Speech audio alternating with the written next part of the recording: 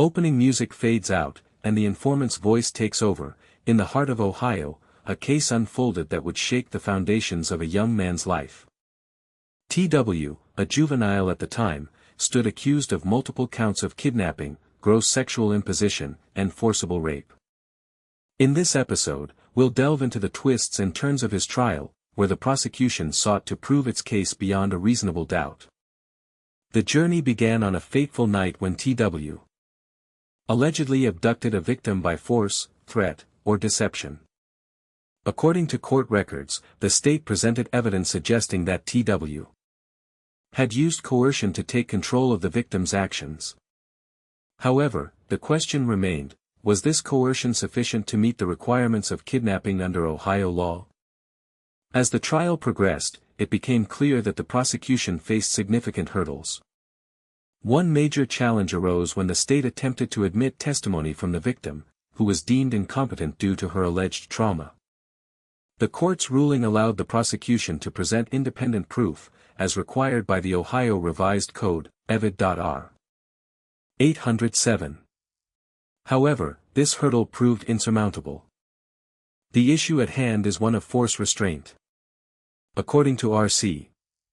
2907.05, A, for 2907.05, A, for gross sexual imposition requires the use of force or restraint. The prosecution claimed that T.W.'s actions met this definition, but court records show a stark contrast between the state's narrative and the evidence presented. The state also attempted to argue that gross sexual imposition was the lesser included offense for the statutory rape charge. R.C. 2907.02, A, 1, B 2907.02, A, 1, B, defines statutory rape as non-consensual sex with a minor. However, in this case, the prosecution failed to present sufficient evidence of force or restraint to justify this argument. The trial ultimately concluded that T.W.'s actions did not meet the requirements for kidnapping by force, threat, or deception under R.C. 2905. 2905.01, A, 4, or forcible rape under R.C. 2907.02, A, 2. The court's ruling also held that gross sexual imposition was improperly considered as the lesser included offense. The verdict in this case serves as a reminder of the importance of proof in our justice system. Without sufficient evidence, convictions can be rendered hollow and unjust.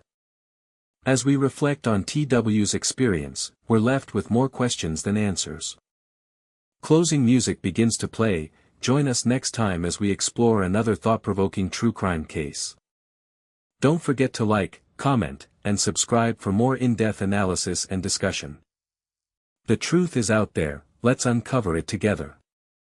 The informant's voice fades into the background as the episode comes to a close.